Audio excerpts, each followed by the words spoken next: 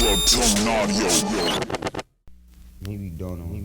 This time to build. This time to build. This time to build. This time to build. This time to build. This time to build. This time to build. This time power. This time to build power. This time to build power. This time to build power.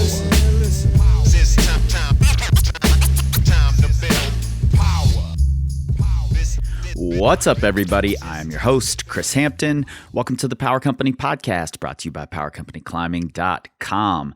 Spring has arrived here in Lander, Wyoming. I've been doing lots of climbing, lots of bouldering, lots of checking out new boulders, but as always, we're hard at work over here. Number one, we are right in the thick of creating Virtually Empowered, which will be a virtual seminar for the self-coached climber that'll be coming out this summer. If you're somebody who enjoys writing your own training plans, figuring out your own progression and where it is you need to go next, this is going to be the most complete resource for you on the entire vastness of the interwebs. Hell, in the entire metaverse. And I don't even know what the metaverse is, but I'm confident. I've also been hard at work on Plugtone Audio projects. Breaking Beta Season 2 is under construction, starting with several Better Call Paul episodes, Paul and I answering common questions that we heard throughout Season 1. Those will be coming to you very soon. Hip Hop Taught Me Everything, which is my baby, along with my good friend Devin Dabney and co-founder of Plugtone Audio. It's out in the world, and it's so damned good. If you're a hip hop fan, you have to go listen to it. Honestly, I think it might be the best hip hop podcast on the interwebs. I'm biased, but that's what I think. Go listen, decide for yourself. Of course, pretty much as always, we've got some top secret projects that shall not be named at this point that you'll hear about. But speaking of Plugtone Audio, today's episode is from one of the very first shows that we brought into the Plugtone Audio Collective. We helped out in the creation of it, Devin making music. I made the logo, but it's these ladies, Lauren Abernathy and Caitlin Holmes, also known on the interwebs as Good Spray Coaching and Dirtbag Nutritionist, along with their producer Josh, who are absolutely crushing it. The Average Climber podcast very quickly became one of my new favorites.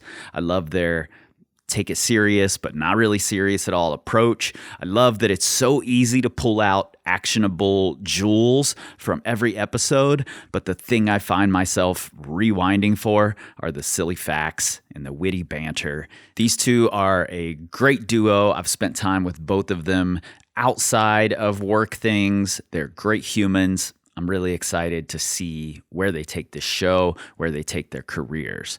You'll be able to find links to both of them as well as to the show right there in the show notes in your pocket supercomputers. And what I've got here for you today is episode 4 from the Average Climber podcast, where Caitlin and Lauren take on and bust many of the pervasive myths in training and nutrition. Let's get into it.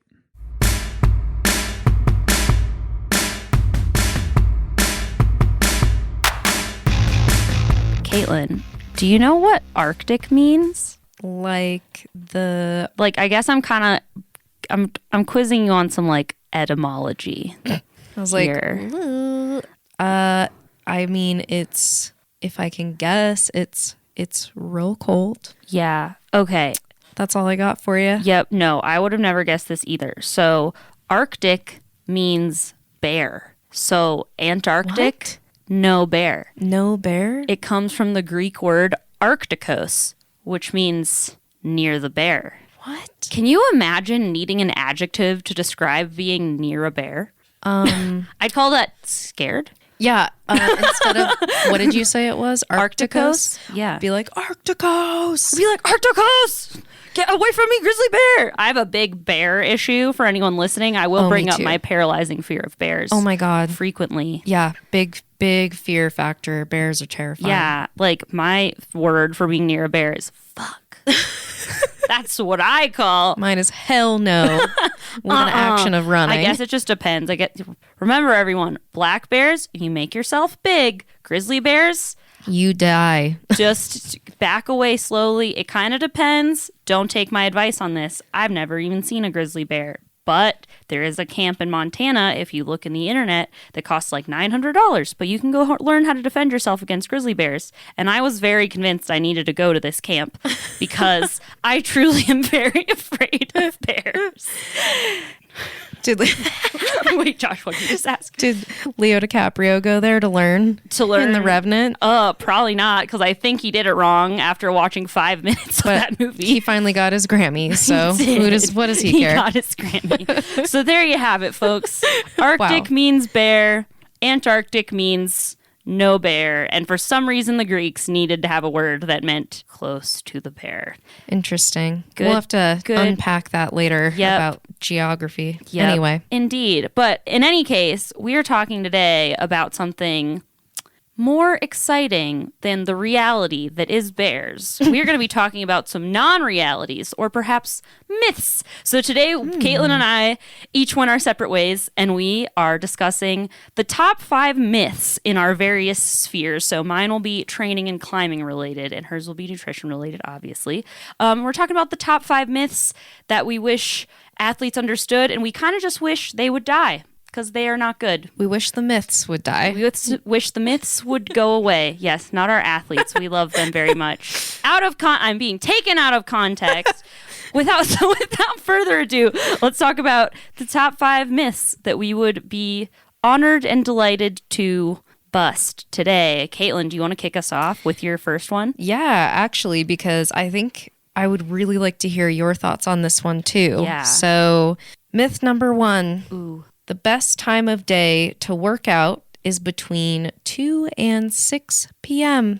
Yeah, but there are time zones. It's 5 o'clock somewhere. It's 5 Always. o'clock. 5 o'clock somewhere. Always. This time is right during happy hour. How could anyone ever get a Absurd. deal on chicken wings? Everybody's at the gym. Everyone's at the gym. Wait, so why is this? Okay, explain where this come from and what's happening with this. So I think the myth is that there's an optimal time of day when your energy levels are pretty solid and you've eaten enough. And essentially it's this myth that I've heard for a long time, even in like the fitness world, where it's best to work out in this time frame because it's far enough away from lunch, but it's, far enough away also from when you're going to bed, and that super fun wives' tale that you can't eat before bed, which, side note, not true. Gotta go. But honestly, the truth is the best time to work out is when you can consistently. And ideally, it's helpful not to work out in the 2 hours before bed. And the reason being here is that working out actually causes your body to wake up. You're literally telling yourself like, hey, we're trying to be active and perform, put stress on our body, and your brain isn't necessarily going to be primed for sleep after such an action. So even though you can do this if you would like, it is also very important to eat afterwards. So if you go to the gym at 8 p.m., you come home after 9:30 and you're like, oh, I got to go to bed, but I'm not allowed to eat before bed. That's actually false. You should definitely have a snack after your workouts. Maybe it's half of your dinner, but in any case, definitely need to help support recovery. So that's an important one. But thoughts on this, Lauren? Yeah, no, that's really interesting. Okay, first of all, whoever is propagating this, have you considered that people have different work schedules? And some people work third shift. So Real talk. Yeah, I don't know. I mean, that's cool for some people if that's how your work schedule is, but for a lot of people that's just not necessarily functional. And for many athletes, like the time that you're gonna get to train or exercise or do whatever is gonna be after work. So Caitlin, I guess like because for a lot of people it's like, yeah, cool, there's no way I'm not going to be training right before bed. So like to your point, things that you want to keep in mind, you want to be able to like eat something even if it isn't necessarily like a full dinner. You want to do that even if you get home late. And then what would you say about something else I've heard too is that like you shouldn't take a hot shower because it like arouses your whatever. It arouses you. Yeah. But like before bed, because that like makes sleeping not happen. But I find that after I train, I'm like pretty tired and I can get to sleep pretty well. But what would you kind of say as tips, like if that is a situation where you are going to need to be training like right before bed? Yeah, so that's a good question. Ultimately, I think that is why it's so important to have a nightly bedtime routine, just so you can start to wind your brain down and start to prepare it for sleep, prepare the mind and the body for sleep. So say you get home at 10 p.m., maybe you have a small meal or truly it could be a big meal. Everybody's different, but say you have something to help with recovery when you get home, and maybe then you start your bedtime routine. And this could be a shower. This could be maybe you stretch, maybe you read a book. I've had a lot of clients who do a variety of things before bed, but essentially something that primes the body for sleep, gets you ready, and then make sure when you do go to sleep, you know, you're in a comfortable place, it's quiet, it's dark, and then also free from distraction. And the other thing is too, if you really are struggling to fall asleep, you know, insomnia, if you will, it's better actually to get up and go do something else than to train your brain like, hey, this is where we stay up and scroll for 5 hours.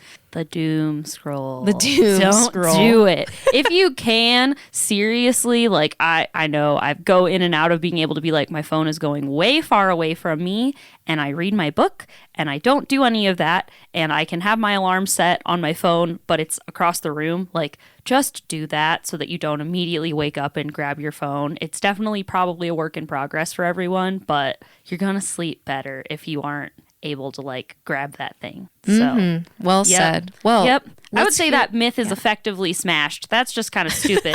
Like busted hard. Train when you can. Good God, if the time you can train is not between 2 and 6 p.m., but you make it happen at another time of the day, it's fine. Busted gone. Okay, I'll start out with my number one now. All right, let's hear it. All right, so myth number one of mine is that training sucks all the fun out of climbing. And I feel like I usually, like anytime I talk about training ever on social media, someone's like, who cares, man? Just like don't. And climbing's supposed to be fun. And I'm like, tell that to the Olympians. But like, no. Yeah, but I also just don't. I just think there's a couple of different angles that you can really look at this from.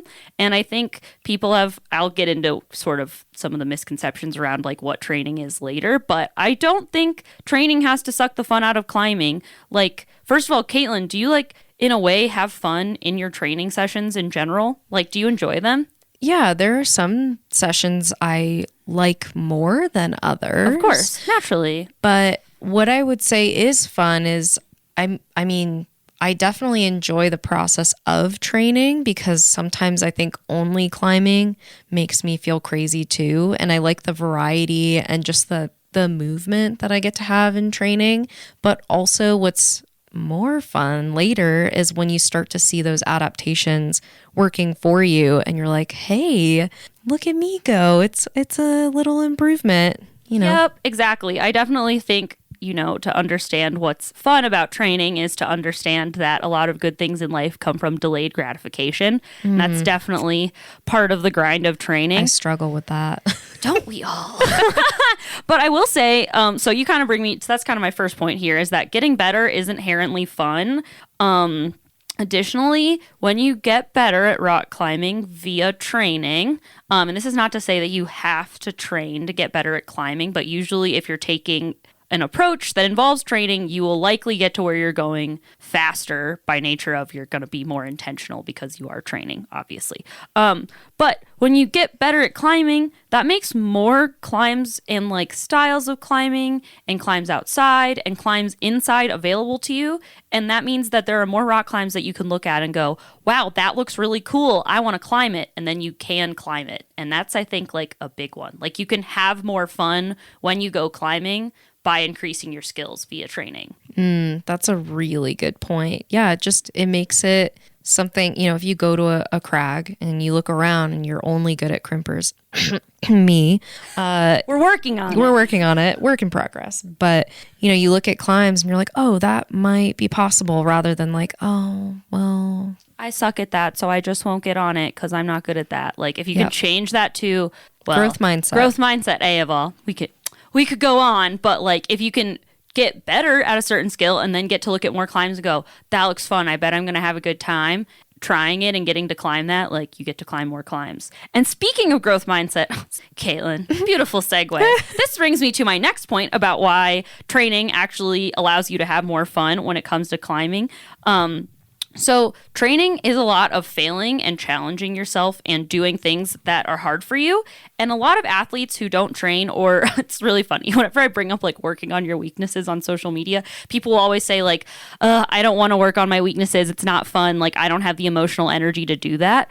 But as you get better at training and applying yourself to things that you aren't very good at, you get a lot more comfortable with failure. And the thing that used to make you like kind of miserable, you sort of get used to it and you're like, oh, I'm just being challenged. Like this is fine. And then you sort of get used to failure more. And then voila, a lot of the times in climbing that you used to find really frustrating and upsetting are no longer that frustrating because you have a better tolerance to failure. And then you're going to have more days that are fun because you realize that failing is okay and part of the learning process. You mean I don't have to succeed all the time? No. The days I throw my shoes at the rock climb are actually You do valid. not do that. Not anymore. I'm a recovering shoe Shoe thrower chucker. through shoe chucker.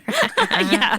You can become less of a shoe chucker and more of a, I wonder why that didn't work. Maybe I can learn something from it instead. This is a challenge for me today, but I'm working on it. Yeah, and that's like, I mean, we say that in a jokey voice, but at the same time, it's like, no, that's a very healthy attitude to have towards failure. So I think all of these things wrapped up, training can really bring a lot to your climbing by expanding the things you can get on, helping your relationship with failure, and getting better at stuff is really fucking fun. So True. yeah. Very true. Party tricks. Yeah. And I will say, like, not every training session is going to be a freaking blast. Like, it's not going to be always type 1 fun. Like, obviously, hanging on your fingers until you're close to failure on some tiny ass edge is, like, not really, like, the same thing as, like, strolling through the park. Like, I'm not going to lie. But at the same time, like, if you have the right attitude about it and can understand the long game of it, training does not have to suck all the fun out of rock climbing. And also, I know all of you. Some of you, the word sufferfest has like part of the word festival in it. Like we like suffering. We like type 2 fun. Yeah, we like type 2 fun. It's like part of the sport. Like if you wanted to just have a good time, like go to the pool and like tan or something. But part of you likes suffering a little. So indulge that part of you. And remember that training does not have to suck all the fun out of climbing. Caitlin, what do you think? Yeah. Does that Wise words. Need busted? Is it busted? I would say busted. Busted. we need like a sound effect. It's like pew pew pew. Pew. I don't know. We'll figure one out. That's not a good Stamp. a stamp. Busted. Yeah, like that. Very good. We just say it in unison. Sick. What's your myth number 2? All right. Number 2. If you overeat or eat unhealthfully, you can just skip a meal and it'll all balance out. What? Blech. Gross. Go No, on. Not good. So it's actually more important to consider what you do over time than in one snapshot. So if you eat unhealthfully or you feel that also, quote, unhealthy, put finger quotes around that because Big quotes. Big quotes. Yeah. That's the sound for quotes that I will be using for the remainder of the duration of the podcast. Yep, quotes. If you eat unhealthfully, again, quotes, or too much for what feels good for you, you still need to eat your next planned meal. So this happens a lot. Say you're at work and you have a coworker who brings in the most tasty cupcakes in the world. Barbara, her name's Barbara, obviously. Barbara brought in Barbara freaking crushes the at tastiest cupcakes. And you're like, well, I probably shouldn't have one. And then, maybe you go take like a quarter of one. And then by the end of the day, you've enjoyed maybe two. Not even outrageous. Not even outrageous at all. But because of that, you feel like, oh my God, I ate so much. I ate more calories. Now I can't eat my next meal because I just replaced those calories. That is actually false. I would not recommend that approach. It's better to still eat that next planned meal because it'll help keep your blood sugar balanced. It'll still give you the nutrients you need. And ultimately, those extra calories you had in that one snapshot of time is not going to go against any goals that you might have. Side note, as an athlete, you're probably often in a calorie deficit, and these calories are likely an asset to you. So just remember, skipping meals in general leads to blood sugar fluctuations and imbalances, altered metabolism, can contribute to stress, and also mood changes as well, or the proverbial hanger. So I don't recommend skipping those meals. Yeah, and actually this is like very applicable because Caitlin and I just went to a really good Mediterranean restaurant, and we both ate just a lot. Chicken shawarma A lot platters. of chicken shawarma. Yeah, we certainly could have skipped the platter. The waitress really sandbagged us on how much a platter was. It was super good though. But we're both really full right now. So let's say right now it's like dinner time.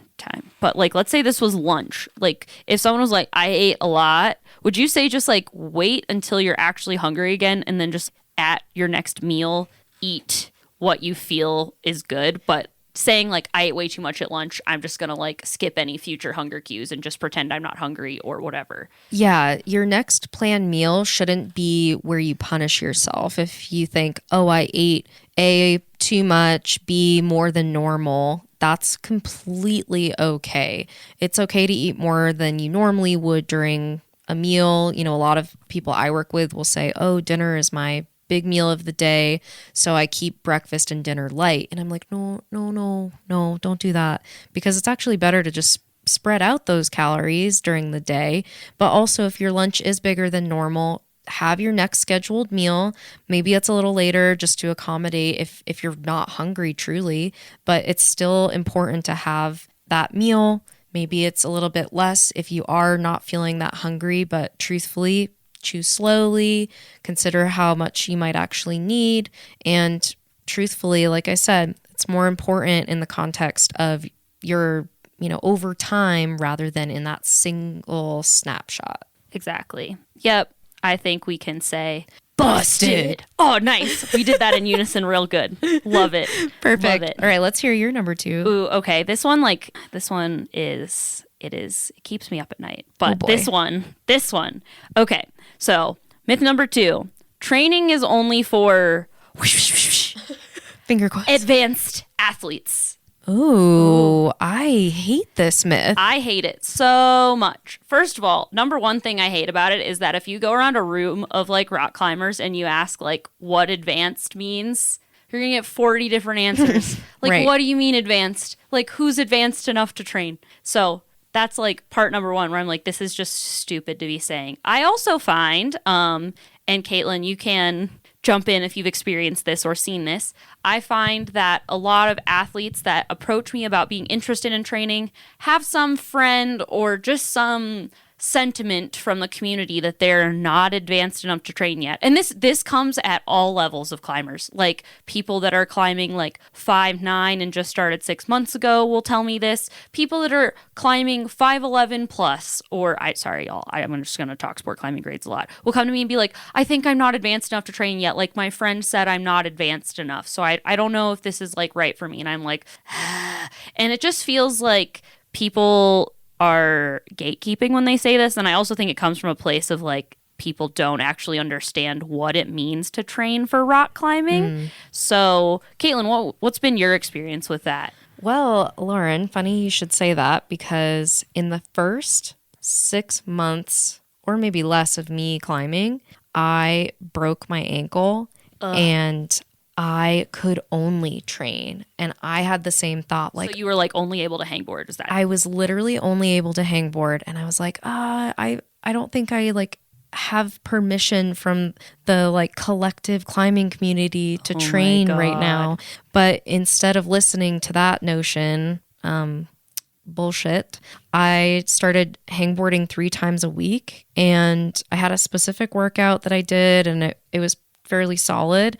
And I think that's why my fingers are the strongest like part of me. I think that's why. Yeah. I mean, I think that could have contributed, but I'm glad you like didn't listen and realized that you can like do certain things. But yeah, let me like describe to everyone, if you're listening to this, like I know someone listening is like, oh my God, that's so dumb. Like if you just started climbing 2 weeks ago, like you don't need to train. I'm like, okay. Blah, blah, blah. Okay, let's back up here.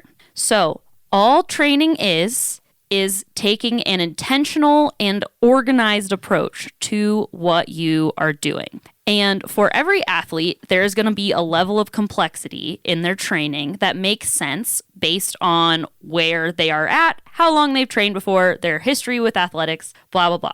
So I'll kind of run through like the spectrum of athletes really quick just to give you all some examples.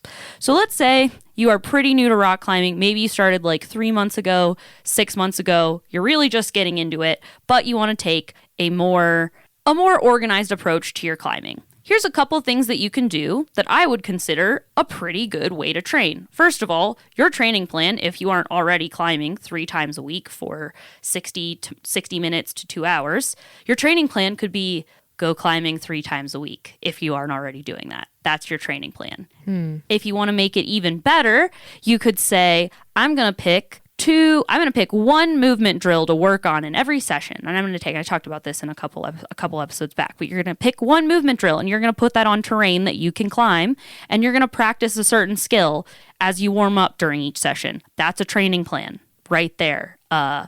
So maybe you're a more advanced athlete. You've been doing this for 2 or 3 years and you want to figure out how to train. You might do and this could get a lot more specific, but I'm just giving you an overview. Your training might become, okay, sometimes you mostly climb ropes and you never boulder. So your training could be, I'm going to add a bouldering session 1 week, or I'm going to change one of my rope sessions to a bouldering session. So all of these things are just taking a more concerted, organized approach to what you're doing in climbing.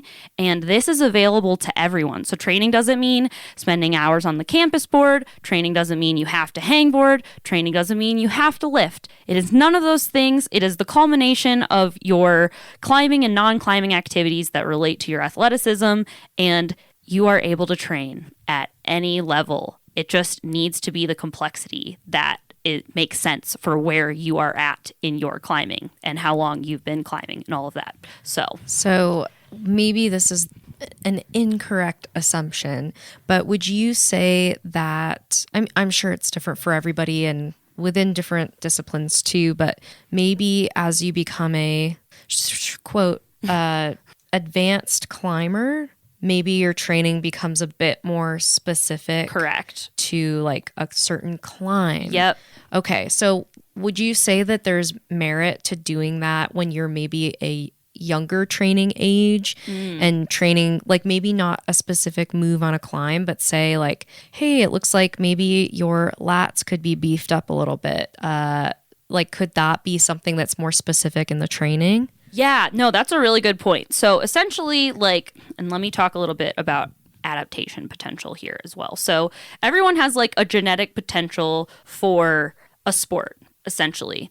And as you get more advanced in the sport, you're going to be approaching that genetic potential. So in the first few years, you can do kind of like, your training doesn't have to be that specific and you're probably going to get better. Like you don't have to train perfectly. You can probably miss sessions. You can probably be doing like some other stuff and you can be doing like not the most perfect job at your training and still see gains. But as you approach that genetic potential or you have more specific goals like a specific boulder or a specific route or whatever, the more specific and difficult for you the goals are, the more complex your training is going to need to be. So it's hard to say like exactly without having like a specific athlete as an example, but just remember that like for a lot of people, you can keep things fairly simple for a pretty long time without having to be perfect at your training and excessively complex and still get better. And I do think there is merit for like training for a specific rock climb. But the good news is if you are like younger in your years of training or just in your years of climbing in general, you can probably get away with more general, less boring training modalities, generally speaking, before you really need to get into like intensely specific stuff for like a specific hard route or boulder. So hopefully that's a really good question, Caitlin. No, yeah, you summarized that very well. So that's good to know because I think a lot of us, I mean, when I first started climbing, I had been weightlifting primarily, and I came in with this base level of strength that I was like, oh, This is helpful. this Nice. is helpful. And then when I started doing more of the specific movement drills or, you know, like rooting drills, that's when I noticed that like, okay, my base strength is helpful here, but also I'm really weak in these moves. So that's interesting. I'm glad you talked about that. Yeah, no problem. Can Yep, we- exactly. Oh, yeah, that leads well into my next one as well. But yeah, why don't you give us your number 3? All right. Well, also we need to back up and go, Oh, yeah. Busted. Busted. Busted. Hard busted. And if you come at me in the comments, I will get you. Because I'm practiced at this. People say this shit to me all the time. I know how to handle some trolls. Plus, I know a guy. So Oh, yeah. come at me. All right. Well, let's move on to my third one. Moving on to number 3. Okay, this one is one of my favorites to myth bust because it drives me crazy, actually. So, myth number 3, weight fluctuation isn't normal. Oh my God, I have stories to go with this one too. It's fun. Do you want to share before I dig into why this is trash? Okay, this one, okay. Something, I think, Caitlin, you're going to talk about it, but okay. Where we're going with this, if you haven't noticed, is that weight fluctuations are super, super normal, and I always find it fascinating when climbers claim that they like really need to lose like, it's always 2 to 3 pounds to get to their performance Yep. weight, and I'm like, your weight can literally fluctuate like, I mean, you probably have the exact numbers on this, but I've noticed my own weight is able to fluctuate up to like 7 pounds in a day. And I'm just like, if you're like doing a lot of, like, if you're putting a lot of effort towards dieting to shave off that little weight, like, I would just say you probably have bigger things to focus on, especially because unfortunately your body could just decide to like retain water or whatever and do all these things. And you You could just like, gotta poop. yeah, exactly. Like you're kind of trying to lose an amount that's going to be like in a taller, like, you know, in sort of a margin of error, if you will. And it just is kind of like, I don't know. It might just be like a lot of effort for not a lot of gain, if you will. But yeah, Caitlin, why don't you elaborate onto like all the ways? How much do you think a person's body weight can fluctuate like daily? Honestly, plus or minus 10 pounds. That's Yeah. pretty normal, Yeah. standard across the board. So it's completely normal to go up and down in weight each day. And one of the ways that you can test this and understand what your, normal pattern is and kind of pick up too on like, okay, I worked out today or yesterday. I had a bigger meal. I had a lot of salt. I had more water. If you menstruate, maybe that's something to keep in mind as well. But you can keep a kind of like a 2-week log and understand your general weight fluctuations based on things that are happening in your life or just you as a functioning human being. And that's a good way to just give yourself some of that insight and connection to yourself. And actually, the Useful Coach, if you follow him on Instagram, Yeah, shout out Tom Herbert. yeah, he did- Friggin' rules. Oh my God, amazing. We will find you, Tom, and get you on this podcast. We will go We will to find the UK. So he actually did this on himself where he tracked his weight for a few days and the ups and downs were really enlightening. And I think that that's something that's interesting that even if you do, look at the scale frequently, if you start considering it as just like a number that it's there and you move on and you're like, oh, interesting, I'm up today, I wonder why. It's not it's likely not because you decided to have that cookie yesterday. Probably Actually, not. it's definitely not. Yeah. So some people, like we said, have variations in weight as much as 10 pounds plus or minus, or about 5 kilograms.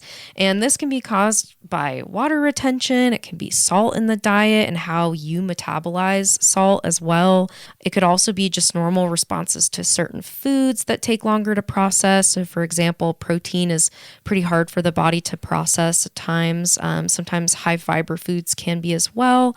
And also bowel movements as well. So if you haven't pooped yet, if you maybe you had a really filling, big meal, that could be part of it too. But it's totally normal and it's perfectly fine. Yeah. Okay. Something that I always have noticed when I don't really weigh myself anymore because I'm just like, I don't know. I'm pulling hard. I don't give a shit. But Yep. when I used to, I noticed that the day after I trained, I would always weigh more. And I've read that maybe when your body is responding to, the stress of exercise, it will retain more water or something like that. Well, think about, you know this, Lauren, as you are training and you tear those muscle fibers, your body acts like that's an injury. So it sends inflammatory molecules to that recovering tissue to heal it. And oftentimes that comes with more fluids to the area so that those nutrients and inflammatory molecules can actually be delivered and do what they're supposed to do. Yeah, that makes sense. Yeah, so basically, net, y'all, there are a lot of reasons why your weight can fluctuate. It may be related to the foods you ate yesterday, but there's just so many, and it's a completely normal thing your body does by being a living, breathing thing. So, Yeah, I would say busted. It's very satisfying to yell busted like this. I hope everyone can understand. It's really a joy. Okay. All right. I think I'll tackle my myth number 3 now. So this one sort of relates to number 2, but this one's a little bit more specific. So myth number 3 is that strength training is a waste of time unless you're an advanced climber. Ugh, I hate this one too. I really don't like this one. Okay. So let me start out by saying this, because there are going to be times in your climbing where you need to develop strength. And strength can mean getting finger strength via hangboarding or other modalities. Strength can be developing pulling strength. Strength can be you need more stable shoulders and maybe we need to do some more pushing exercises. So there's going to be times in your climbing where your strength is holding you back. There's going to be times in your climbing where your technique is holding you back. But as we talked about a couple episodes back, strength is a persistent adaptation, and it's something we want to be pursuing at all times, or not at all times, but pursuing consistently over time. So this is not to say that you need to be spending tons of time lifting and doing non-climbing training activities, but it is to say that strength training is going to support you as an athlete probably at no matter, actually not probably, definitely no matter what level you're at. And granted, if you're coming into climbing, you're totally new, and you have a really strong background in weightlifting, yes, it might take a little while for your technique to catch up with your strength before strength is really what's holding you back. But there's a lot of benefits to strength training that aren't directly related to performance that I just think are generally really important. Caitlin, before I continue stomping on my soapbox, do you have anything to add? I actually have a question. Maybe it'll come out more as a thought. Yeah. But bear with me. So do you think that strength has a greater benefit to, say, a certain gender or age? Thoughts? That's a really good question. And this, I sort of get where you're coming from. Actually, I completely get where you're coming from. So for women, this is harkening back to gym class, and I'm sure if I pulled up studies, maybe we'd find this. But I think, generally speaking, women don't come typically as pre-packaged with the ability to just to do a pull-up as other people do. I remember being so frustrated just starting climbing and being I exercise all the time, I do all this stuff, and my friend Joe Schmo, who hasn't walked in a weight room in 10 years can just rip out 5 pull-ups even though like he has hardly any exercise background at all, and like I can't, right? And that's obviously like completely anecdotal, so take that with a grain of salt. But it does seem like sometimes this advice of strength training is a waste of time, you don't need to be doing this, comes from like maybe someone that came into climbing already having a background of strength, or not considering the fact that like I coach both men and women, plenty of people, and I do notice that like more often than not, men will be able to come into working with me being able to like just have generally more pulling strength than women will. This is a complete generalization, by the way. Like these are just trends that I'm noticing as a coach. Like I'd really want to cite a research study if you wanted to start making any self-determining prophecies out of this. But I will say, like, I think strength training will benefit young people, old people, women, men, the same. But I also think that more women starting like earlier on in their climbing careers, if you can't already like do a pull-up, and this is kind of a very arbitrary benchmark, but if you know you have like pulling power issues and that strength just feels like it's holding you back and it's frustrating, like, yeah, putting a little bit of time each week, like a little bit, maybe 30 minutes to 60 minutes into some strength work will be massively helpful, and probably even less than that. But yeah, to answer your question, honestly, I probably won't comment on your question about age just because it really depends on like the athlete and like their training history when they're older. But like I will say, there's a lot of health benefits that come with strength training. You can look up strength training and longevity studies. Like there's just a lot of other benefits to strength training to you as an athlete and as a person that wants to rock climb for a long time that strength training can bring. So Yeah, and also too, I mean, this is another more comment, but bulkiness from strength training, oh my God, is just tangential myth. Yeah, we don't have to cover that today, but I kind of look forward to the bulk when I beef up during training season. Yeah. Thoughts on that? Yeah. Well, first of all, I could do a literal whole podcast myth busting that, and maybe we should. I got into like a freaking rabbit hole looking into this, but okay, I will say this about if you are afraid of getting bulky from strength training, and I think Caitlin can like jump in on this as well on the nutrition side of things. But like, first of all, you have to eat like a lot. Like it's kind of difficult. Oh, yeah. Everyone's genetics are going to be completely different in terms of like how much muscle you put on. And you can get really strong without putting on muscle if you lift with this in mind. So generally speaking, set and rep schemes that are lower intensity and higher reps are going to result in hypertrophy more so than set rep schemes that are going to be lower intensity or higher intensity and lower repetition. So if you're doing like 3 to 5 sets of 3 to 5 reps at a really heavy weight for something, you will be less likely to put on muscle than if you're doing like 3 sets of 15. I always hear people be like, if you lift heavy, you'll get huge muscles. And it's like, actually, you're putting like less metabolic stress on your system, or you're doing from doing less repetitions overall. So you're generally, and like this is a literal whole can of worms. So like, we're not going to get too far into this, but you can get a lot stronger without really putting on like a ton of weight. Like there's reasons there are high school girls running track, and I think, oh man, I wish I had her number, but Allison Felix, like the Olympic track star, her deadlift when she was like, 120 pounds in high school was like something insane, like almost like 400 pounds or something. Jesus. Like, you're like, yeah, like cute. And she was like, she's very strong looking, but she doesn't look like she should be able to pick up like 300 something pounds off the floor. I should look this up. But I remember reading it and being like, what?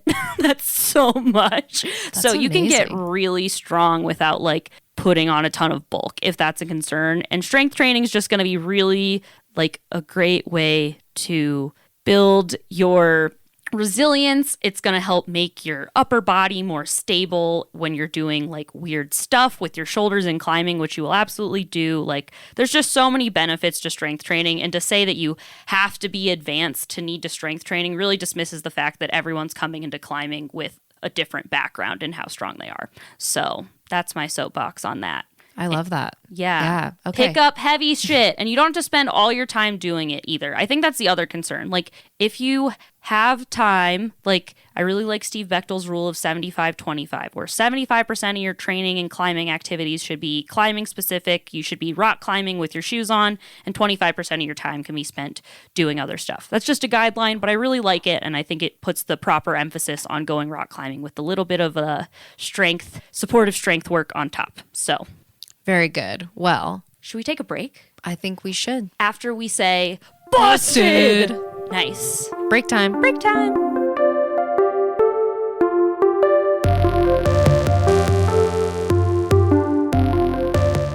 Okay, Caitlin. I think that a lot of people spend a lot of time believing myths that are stupid and not really fun. So today I thought we could use this break to advertise some myths and conspiracies that are more fun and useful to believe in. So, Caitlin, is there a particular conspiracy that you would like to advertise to our listeners? I would say my conspiracy is the least useful piece of information you'll As get this they year. should be. So, have you ever heard about the conspiracy theory with Avril Lavigne actually having died and somebody replaced her? No, I'm excited. Tell me more. So there's a theory that the Avril Lavigne that lives and breathes now is not the OG one, because a lot of things in her music, in her voice, her songs, her lyrics, her entire life are not what we know and love from the OG Avril. Also, she's married to the Nickelback lead singer, which I'm not saying is that weird, but also it's Nickelback. it's Nickelback. So anyway, food for thought. That's mine. Whoa. She said he's a skater boy. I don't know. She said, see you later, boy. She said, gotta go, gonna get replaced by someone else. Good song. What's yours, Interesting. Lauren? All right, here's mine. And I want to credit my good friend Danny for giving me this book for my birthday, and it's called It Never Happened, the Air Force UFO cover-up. Oh, But it is, well, the first chapter's good, and then the rest of it's a lot of pages. Very poorly written. But it goes into a very long and detailed account of all of the ways that the Air Force has completely covered up UFOs. I don't think I have time to tell the story, but it's very interesting, and I truly, sincerely believe that the Air Force is hiding stuff from us. very interesting, Lauren. Yep. I'm gonna go buy this horribly written book, and Yep. this will be my fun reading before bed. It's not fun. It's very bad. And my theory, and this is another conspiracy in the conspiracy, is that the reason that all UFO books are poorly written is because no editor wants to touch that. So these poor authors have to just kind of wing it, and no one will help because no one wants their name associated with UFOs. Which reminds me that I'm doing that to my own name right now. So Sounds like a deeper political dilemma here. So we could talk about that very forever. good. Well, I think that's enough of me sullying my integrity as a coach. And let's get back to myth busting, shall we? Let's shall.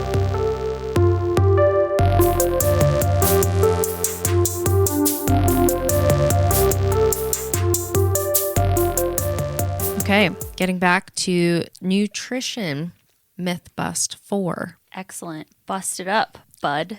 I am actually I'm chewing on a dark chocolate covered espresso bean right now. Busting that And too, apparently. Busting that, but it brings me to my next point. Myth number 4, all sugar is bad.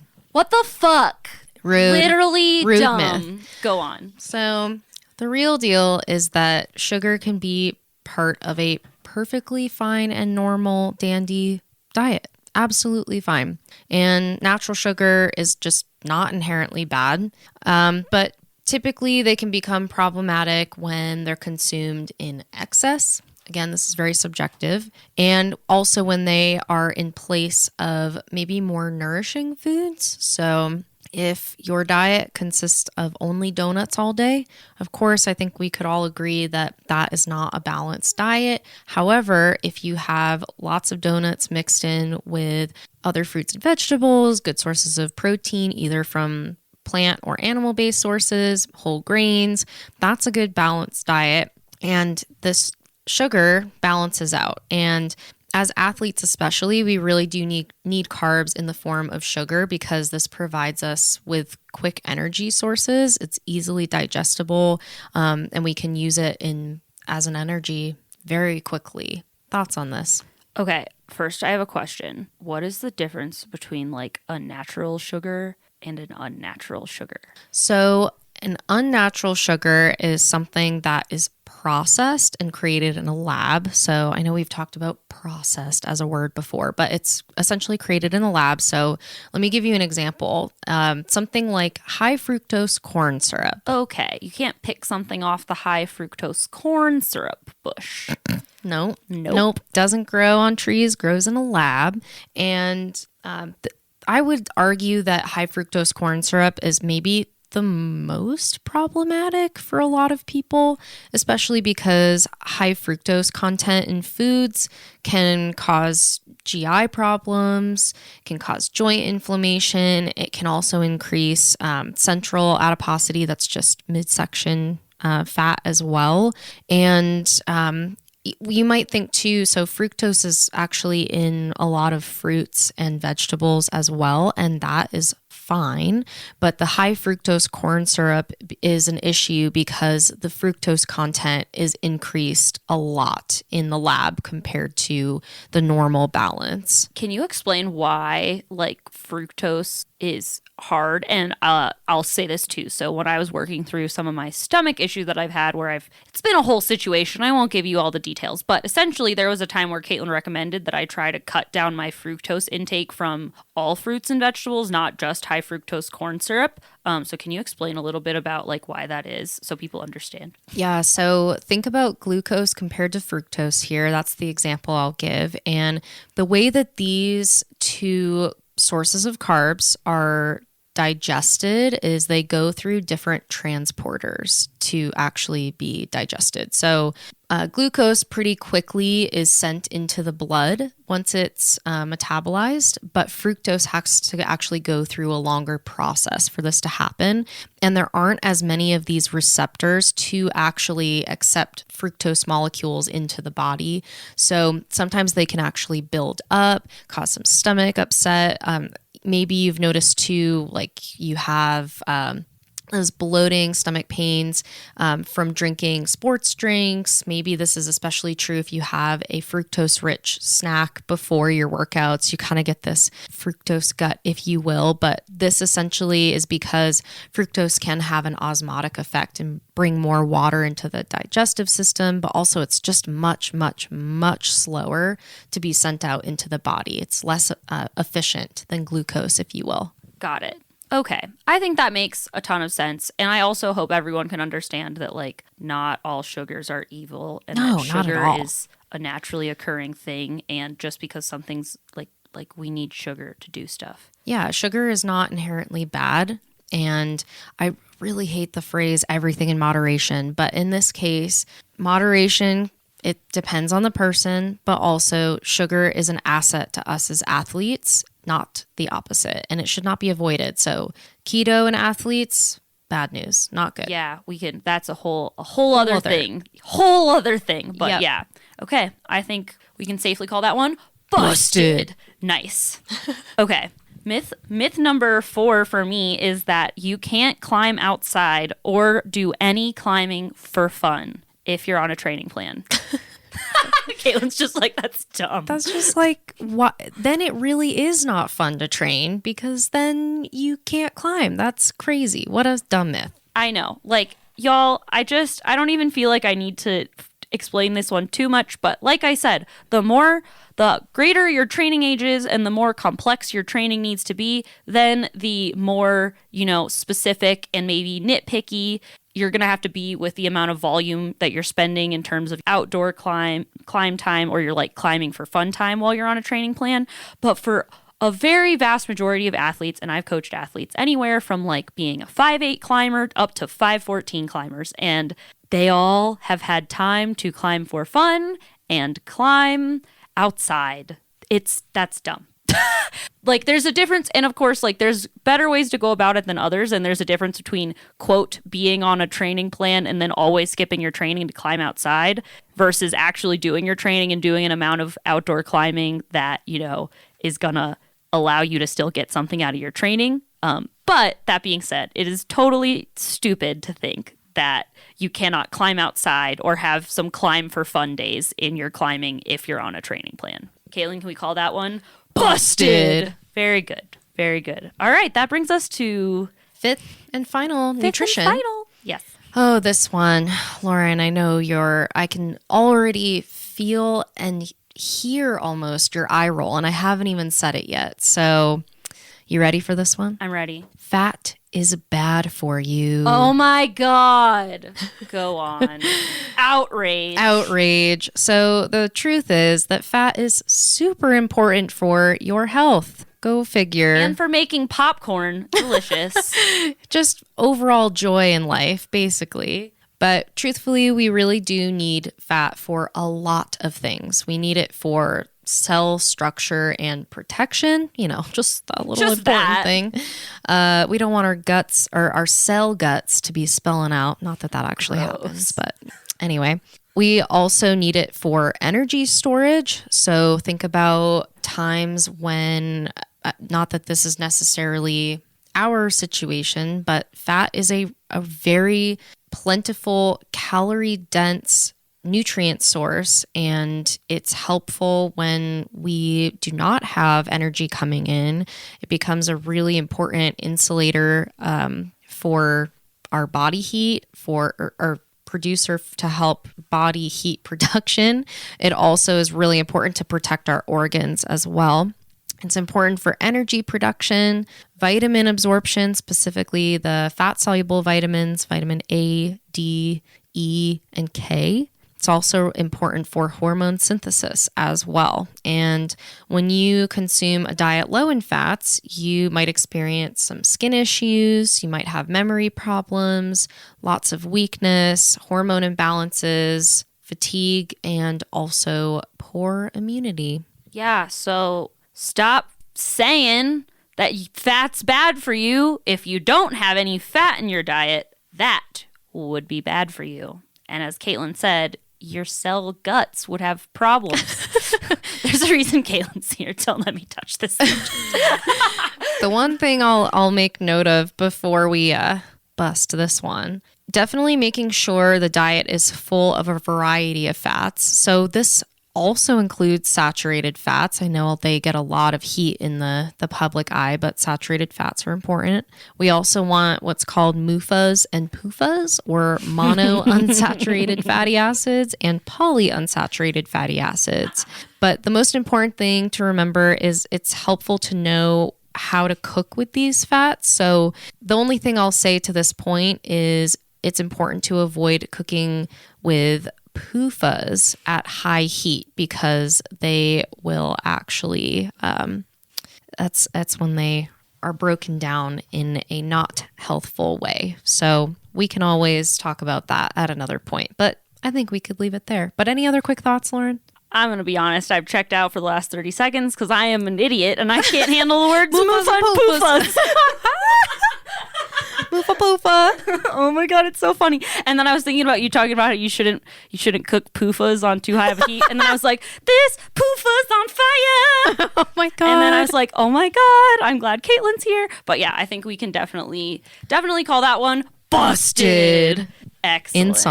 In song. Wow. All right, Lauren, what's your last one? My last one is myth number 5, and that is that training only gets you injured. I know. Oh boy. Okay, so the thing is, yes, have people been injured while they were in a training cycle? Of course. Have I been injured while I'm in a training cycle? Yeah, like it happens. But it's not only because of training that you might get injured. And ideally, whatever training you're doing is going to be appropriately dosed for whatever level you're at. And I also find that rock climbers are pretty stoked, and we can sometimes have a really hard time like walking away from the gym. And in a lot of ways, if you're on a training plan where it's like, this is my session and coach said for me to cut it off after 90 minutes or something, you're going to be more likely to end your session once you've done what you needed to do. Like the ideal with training is to do the minimum effective dose, right? So we want to do as little as possible to get the desired results and no more than that. And a lot of times athletes, when they're not on a training plan, if they have a lot of time on their hands, and like y'all, I have done this before, so I'm speaking from experience, we will go super hard. Our training and climbing volume will be excessive, and that is when we will get injured. So there's a lot of factors that go into injury. Your sleep, your nutrition, how stressed you are, all these things. So blaming an injury completely on training doesn't necessarily make sense. And a lot of times, if you're on a training plan and it's dosed appropriately for your level and what you need to be doing, and you're actually following it, you'll actually be working on injury proofing yourself by probably participating in some strength promoting activities, which is cool, but also you're going to be doing an amount of training volume that makes sense and actually won't get you injured. So, And I have one thing to add here. If you're suspecting, or even if you're not aware of what overtraining looks like, if you were not dosed appropriately, because I've had many athletes come to me with the classic signs and symptoms of overtraining. And how about I rattle some of these off? a couple symptoms of overtraining.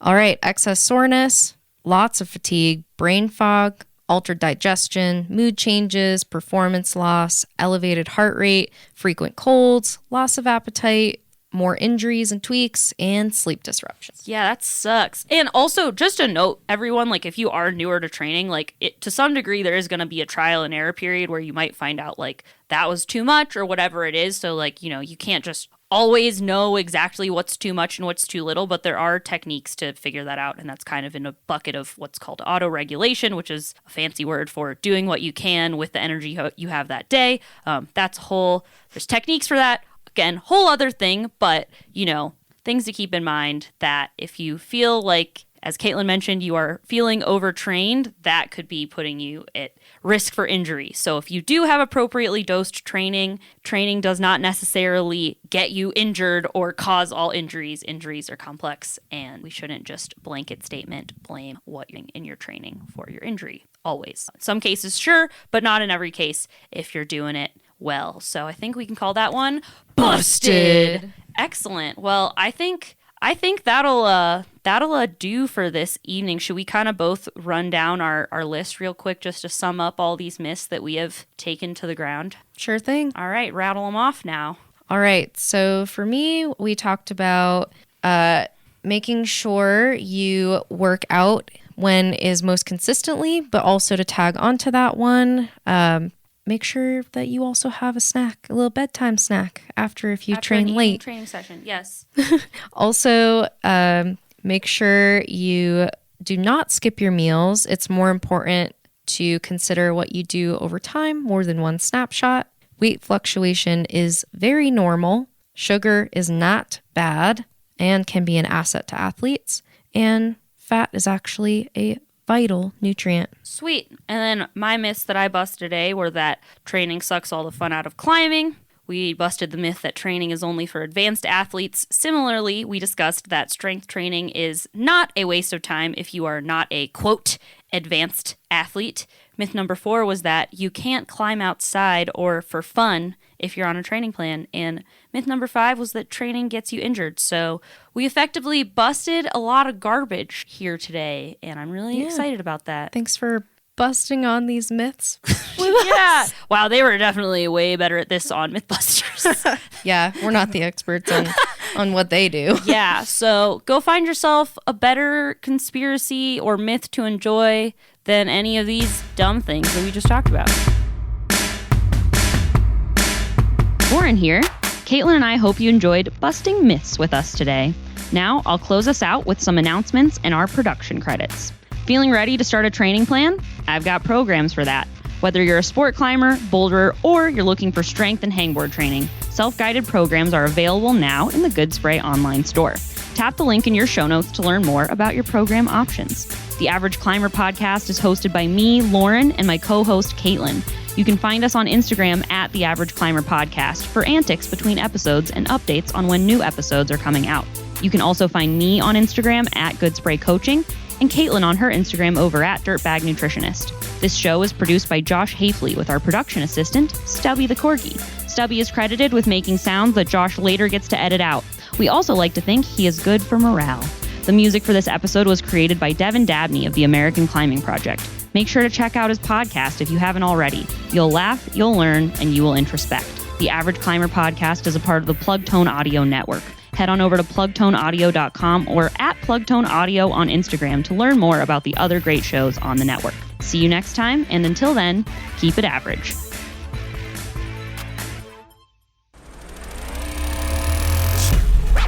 Plugtone Audio.